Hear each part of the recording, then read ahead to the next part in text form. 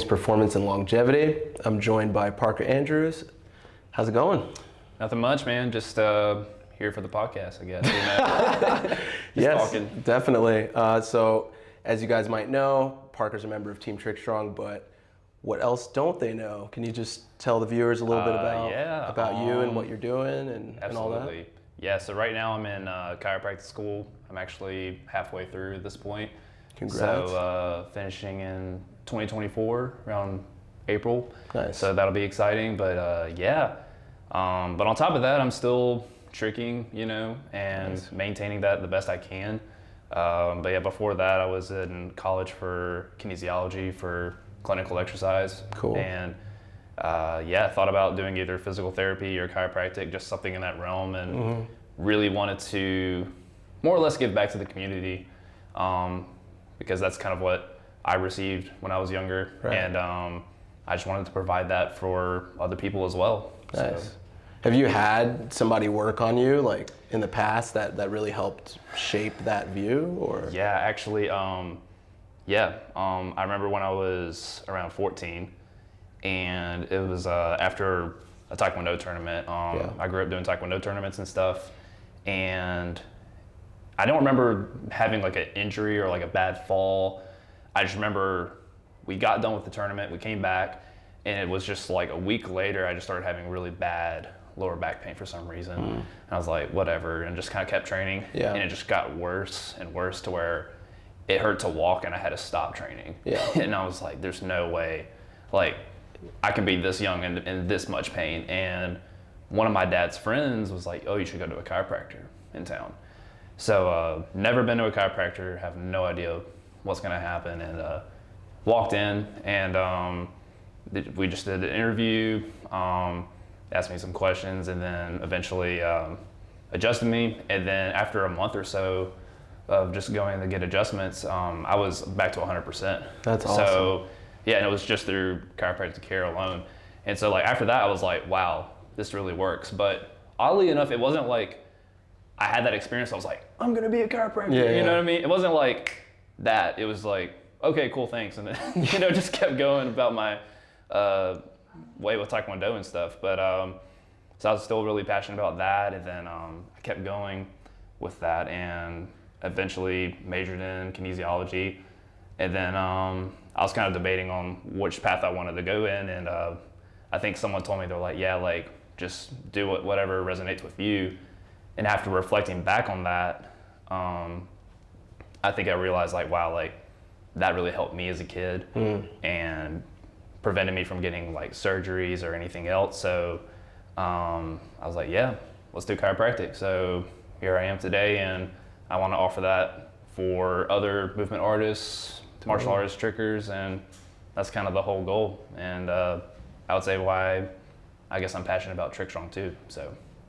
Yeah. No, that's awesome, man. I feel the same way. I actually didn't have that experience where I had somebody care for me, but my experience was more just that like I was in pain around that time in my life, like similar to you. I started tricking when I was like 15, and that's where the pain started too. I was like, oh, I'm doing some weird stuff. What's happening? And then I just ended up looking up a lot of things online and getting information that way, and then that's how I learned about physical therapy. And I learned also that you can get a lot out of online information, and that's also part of the passion of not only caring for people in person, but caring for people online, for people who might not have the means to get to you for whatever reason, whether it's location or money or whatever, just like giving people the opportunity to still receive some of that knowledge that can really help them excel and all that. Because like for me, I was just Google searches and stuff back then. It was like dial up 56K and stuff. And like I'm just like slowly, you know, getting more and more information, and I was just like, oh, this is like an actual field that I can work in that can really benefit people as well. Right. So yeah, different path but similar. Yeah, no, absolutely. Definitely. Yeah. But like being in chiropractic school is kind of the topic I really wanted to talk about today. It was just like, how do you get in your training with such a busy schedule? That's a good question. Or actually, let's first start with what your schedule looks like, just in general. I know it changes from quarter to quarter, but just in general. Yeah, absolutely. Yeah, so my school goes by quarters instead of semesters. So basically every 3 months is a new term, Yeah. and it's just all year round. We get a couple of breaks in between those quarters and stuff, but at most it's 3 weeks or a week. Right. So yeah, it's usually my schedule, and this is just the class time alone. Like right now, most of my classes start at around 8 a.m.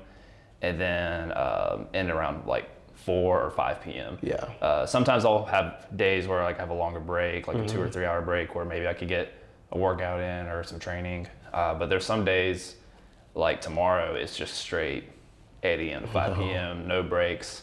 So yeah, it can be difficult sometimes to find that time to train. And I remember that being like a factor that I considered before actually going into school.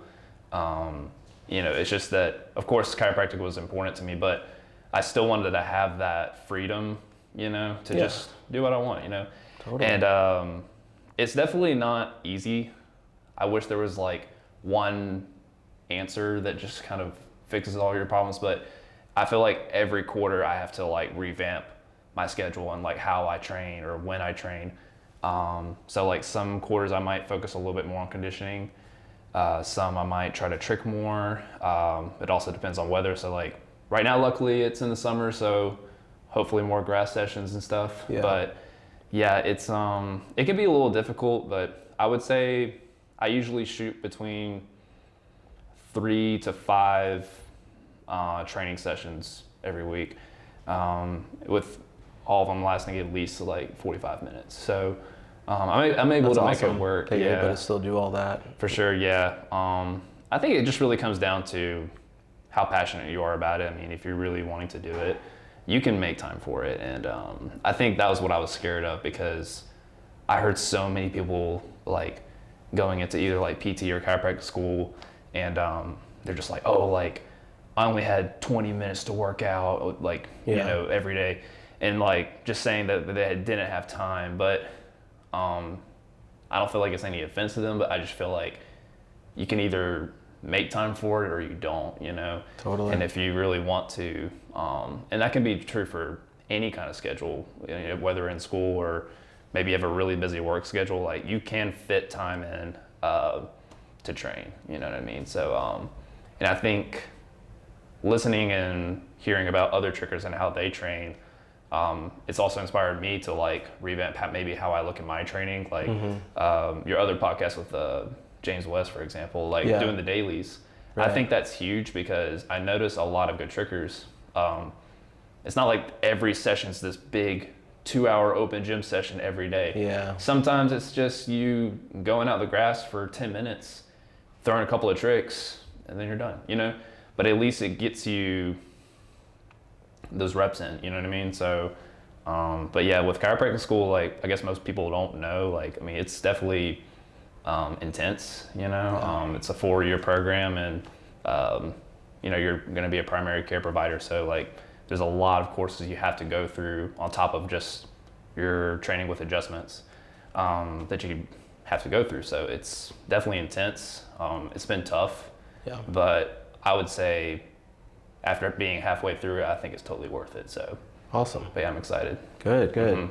So like before we dive into the ways that you fit all this into your schedule, I guess the first question would be, what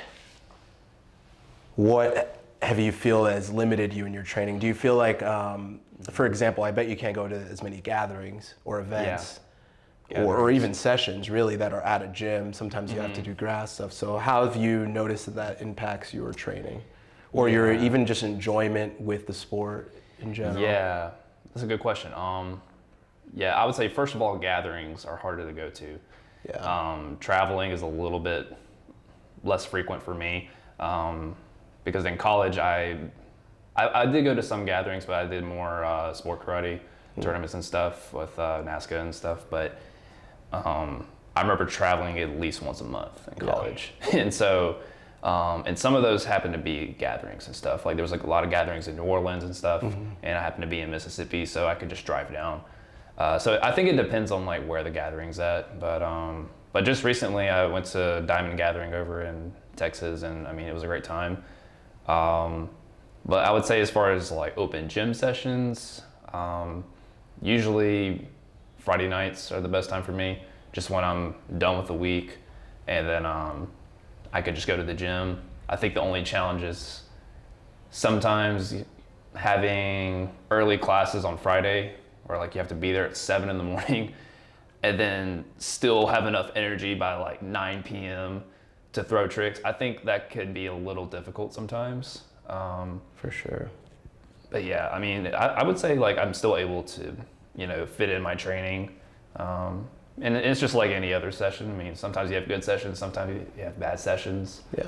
So, but it's just part of the process. Nice. How do you find the energy on those long days or tough times where you have so much work to do? Like, how do you find the energy to train? Because I think we make pretty good points here where there is, the same 24 hours regardless of what you're doing in life, but sometimes it's an energy factor. A lot of people might be like, well, yeah, of course I have the time to do hook kicks for 20 minutes in my living room at night, but by the end of the day I feel like trash. Maybe some people have like physical jobs so how do you find that energy either mentally or physically or both to still push even though your schedule is so demanding? Yeah. That's a good question. I'm still working on this, to be honest. Yeah, we all are, I think. Yeah, it's definitely a work in progress, but I would say so far at this point, if there are days where I notice I'm a little bit low on energy, sometimes I would try to either like watch videos of prior sessions, like whether it was like good sessions or not, of like me doing a certain trick, just so that way mentally I can be aware, like, okay, I can do this trick, you know what I mean? Yeah. But I've also been learning that sometimes you just have to listen to your body and respect it. I think it's important to remember that you're not gonna have a banger every session. And there are times where you're just not going to be 100%, and maybe that's a sign that you should work on other tricks, maybe instead of just going for power tricks, maybe back off and practice something else that's a little bit more technical.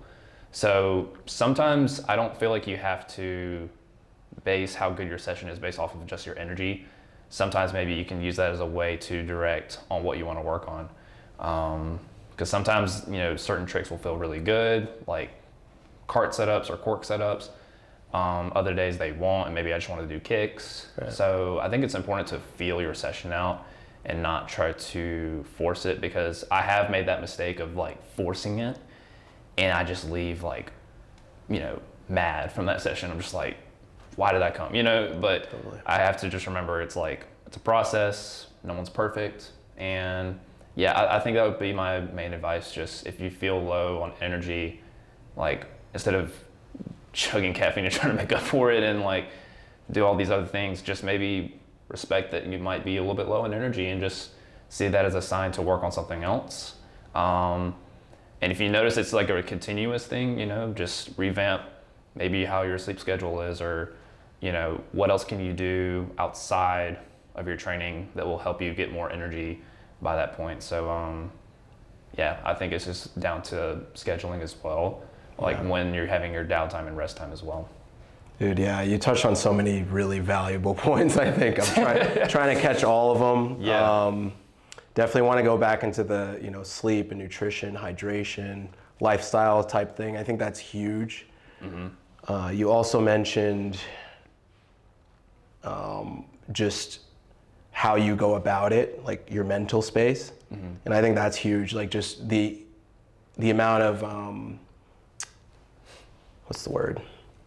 The amount of expectations you have for this session is huge, because if you're expecting a banger every single time where you just had a crazy day and then you don't meet that, I've noticed a lot of times I have low energy and I still get to the session and I don't have any expectations and I do better than a lot of other days. True. And that happens very, very often. Some of my, triple cork, I almost didn't go to the session. Like I was very close to not going, and I was like, I said I would, so I'll go, fine. Cork snapu, dub the day before I got into a car accident, like, and I was just like, oh my gosh. So like so many of the tricks that like I needed, I thought I needed a lot of hype and all that stuff for, it's just like at the end of the day, it's just show up and see what happens, because we don't always know what's gonna happen. Oh, I completely agree. Yes, Yeah. like I think there are definitely times, and I mean we've talked to other people that we trick with, like it's like, yeah, I'm just gonna do some basics, and then next thing you know, they're just like stomping a new trick, you know. So sometimes it's a weird paradox, you know what I mean? It's like I think the optimal way to trick is like you can't have too many expectations to where you're how do I say it? I feel like when you have too many expectations, I feel like you're just tied up with so many things and you're not able to let go, if that makes sense. Like I feel like you need 1000%. I think you need a healthy amount of letting go, but still pushing yourself. Because I mean, you don't want to be so relaxed that you're not pushing boundaries for yourself, but you don't want to be so tied up to either a certain trick or something in your head to where it's almost getting in your way. For and sure. I think it's a continuous battle. I mean, I know I sound like I know like everything about it, but like I'm still working on this myself. Yeah, totally. It's something I've realized lately. So, but yeah, I think expectations, like, kind of have to be careful with it sometimes. You know, definitely have goals, but don't, you know, it's not all or nothing every session. Right, and I think that comes to another thing you mentioned, which is just like, this is a long game process, so why don't we train some things that are a little more technical sometimes?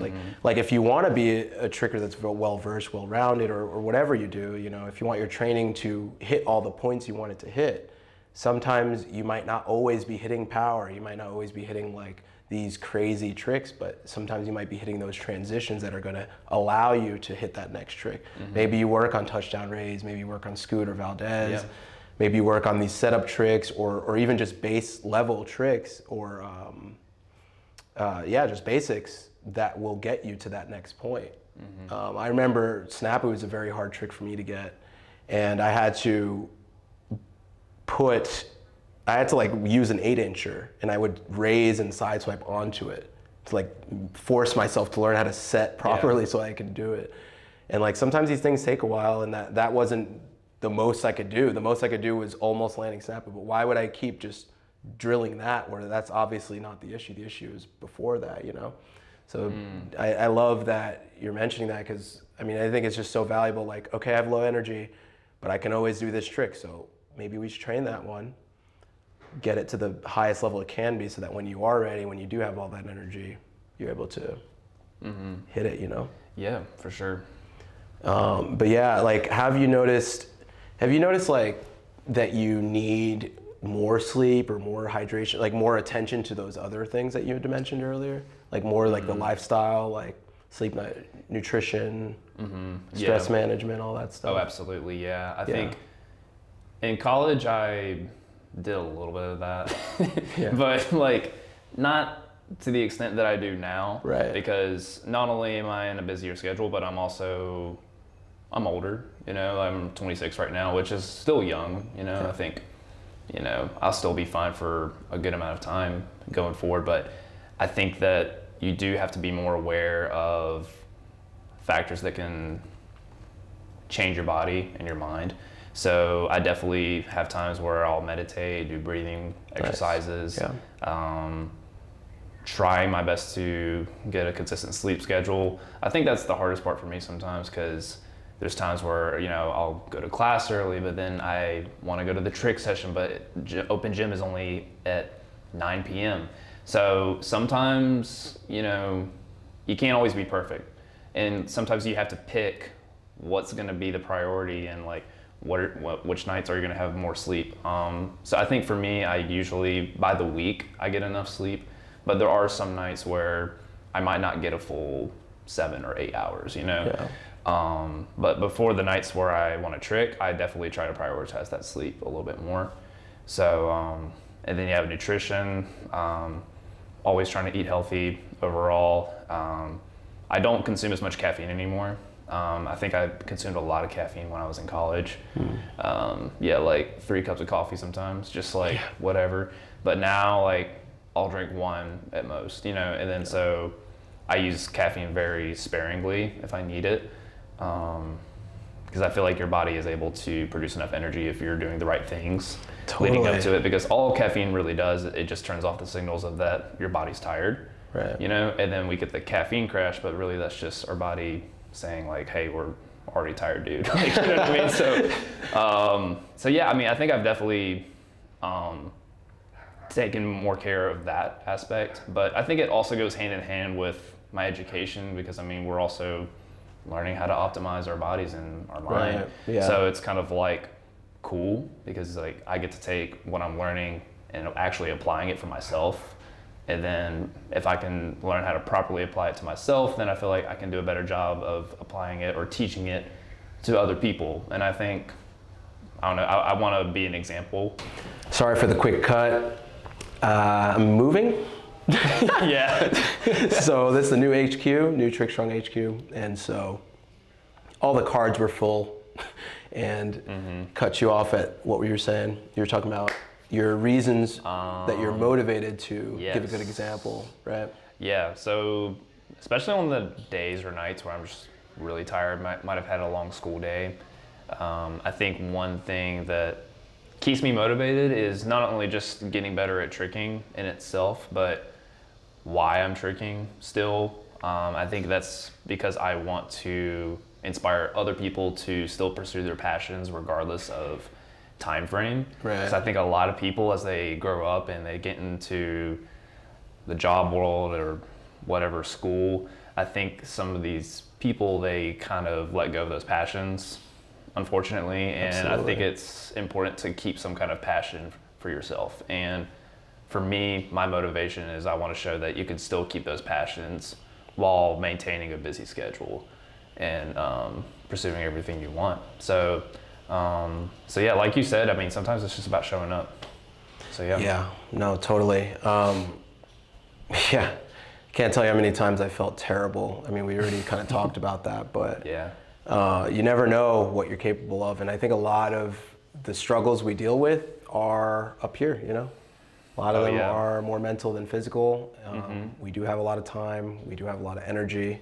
And even if you don't have a lot of either of them, that viewpoint will help you get further than if you didn't think that, you know? So just trying to show up when you can. And another thing we didn't touch on is I think it's huge to make things a non-negotiable. You know, there are things in our day that we do. And this can kind of go into tips for people. Like, so I'll give a couple tips. Maybe you can give a couple tips on how we can fit more throughout our day, even though that we have a busy schedule. One of my tips is just making things a non-negotiable, just like brushing your teeth, just like eating, just like doing whatever is keeping you busy. I think that you can also make non-negotiable to train. And yes, you know that you have the option to not train, but like burning that bridge is probably the best so that you can get to where you want to go, you know? Because you kind of have to, because if you think, oh, you know, like we're all going to get soft at some point. We're all going to be like, let me just chill. Let me just watch some Netflix and just hang out. But is that going to make you satisfied at the end of the day? Are you going to be happy with that? Or are you just going to kind of be like, well, I didn't have much time, so I'll try again tomorrow, you know? And I think that's where that begins, what you were talking about, where that like, oh, you know, I don't have enough time, oh, I gotta stop. The excuses. Exactly, the excuses begin with that snowball of, oh, I'll skip today because I had a busy or rough day. And of course there's gonna be times for that. Of course there's gonna be times to listen to your body. But like we said, you know, maybe those times are the times where you go for your basics. Maybe those are the times you train. The more chill things, or more strength, or more conditioning, recovery. Maybe we, you know, reduce the intensity a little bit, but we still do some of our skill training. I agree. Yeah. Yeah, I think that's an important thing, like having non-negotiables. I think that's so good, because just having a rule for yourself, like I'm not gonna even think about it. Because I can't tell you, I've definitely done this. I think we all have, where it's kind of like, could I work out? All right, maybe I could. Would I have enough time? Like, you kind of go through the questions, and then next thing you know, you've spent like 10 minutes debating on it, when you probably could have already gotten ready and gotten in your car, you know? So it's like, I think it's okay to not be 100%. I think that's what people don't realize. People always see like on Instagram, people just like, you know, landing new tricks, you know, but you have to remember that's like maybe 5 or 10% of their session, you know, so you can't really compare that to how you feel, you know. It's like sometimes you just got to show up, and it's okay if you show up and literally just do basics. But if you're used to showing up, you know, the days where you do feel good, you're going to feel more motivated. So yeah, I think having a non-negotiable is a good rule. Definitely. And you're also going to be that much more prepared for the times where you're good. Because if you're only showing up when you're good, you're missing out on all that training that you could have had. You know, you were saying something before about the 30 minutes, you know, like if you add up those 30 minutes windows that you might have throughout your day, that you're like, oh, I can't train, I don't have enough time, I only have like 20 or 30 minutes, how much strengthening can I get in? How much? If you do 2 or 3 exercises, 2 or 3 sets, that's going to put you at like around 20 minutes or less. And you can go pretty hard. That's including rest times and stuff. And you can progress, you know, maybe that's mobility. Maybe you find that priority list goes into what you need to work on too. Maybe you're like, okay, well, I can't really train that much this week, but what are my weakest links? Because I don't have enough time. Now I have to dial in. And I think that's an advantage of being really busy, because it forces you to dial in. And it forces you to realize where you need the time and effort and energy. Like, so for me in PT school and even now, I'm definitely more busy now. Like, I've noticed that I can, you know, I have just like an hour, I have 30 minutes or something. It's like, okay, well, this is the only time I have throughout the day to do this without messing with my sleep or eating or whatever. So like now I have to go really hard, and I have to have so much attention towards that specific part of the day. And I noticed that I have better results when I'm busy with my training than if I'm not as busy, because I don't have as much pressure into that part of my day, you know? Like when you're not busy, you're just like, oh, like I'll trick whenever. And like for me personally, I've noticed that reduces the intensity mentally and physically. Like, have you noticed anything like that? Or? Yeah, I think the best example for me was, so after I graduated from college, that was in 2019. And then COVID hit.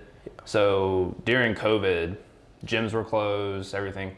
So I mean, obviously, grad sessions were mostly what everyone did, but I was able to, since I had access to certain gyms, I was able to get into certain gyms like before, I guess like summer of 2020, at some point, if I remember correctly. And I remember having that freedom, and it was almost kind of a double-edged sword, because it was like, oh, I have so much more time to train, which some days I definitely utilized it. But then there were days where it's kind of like, you know, I can just wait 2 hours later and watch some Netflix and then go out later. And the next thing you know, it's dark, and then now I can't, you know, have the grad session that I wanted. So it is kind of an illusion. I would put it that way.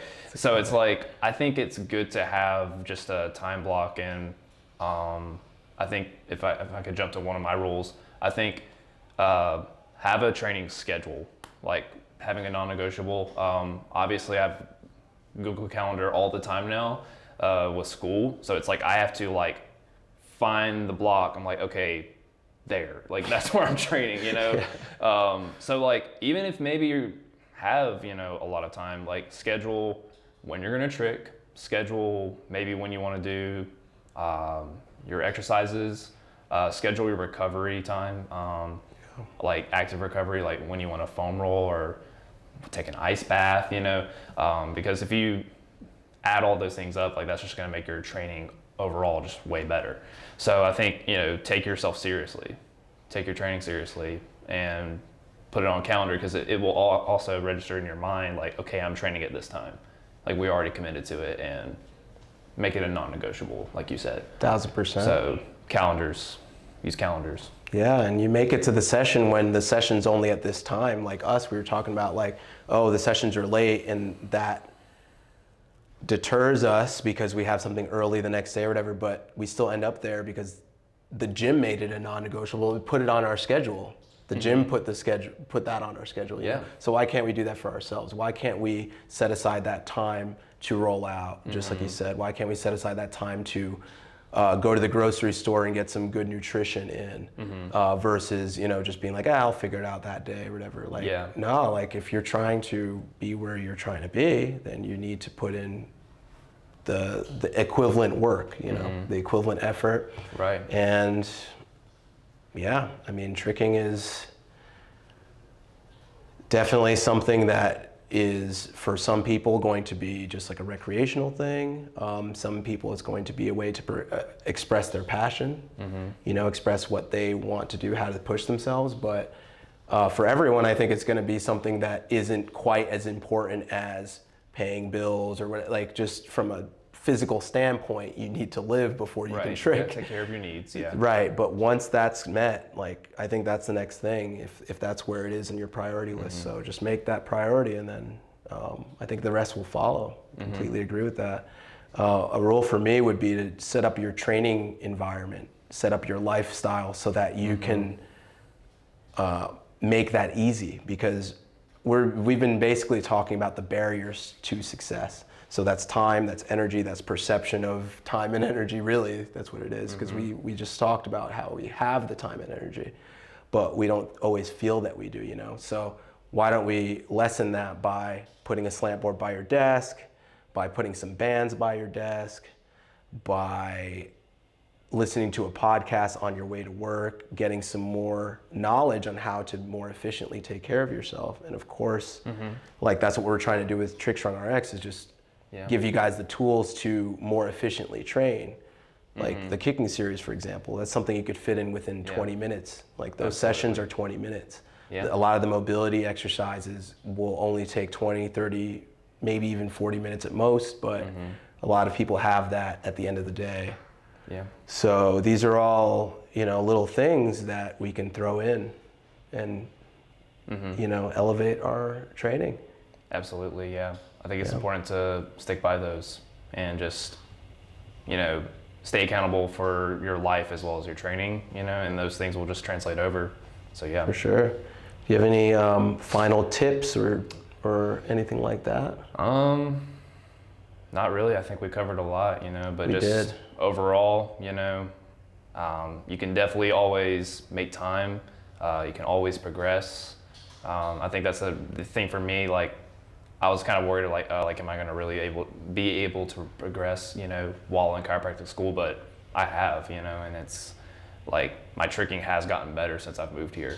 So, and I still see it improving, you know, in the next 3, 5, 6 years, you know, going forward. So, so yeah, I definitely plan to keep those routines for myself and continue pushing myself regardless of my schedule. Nice. So yeah.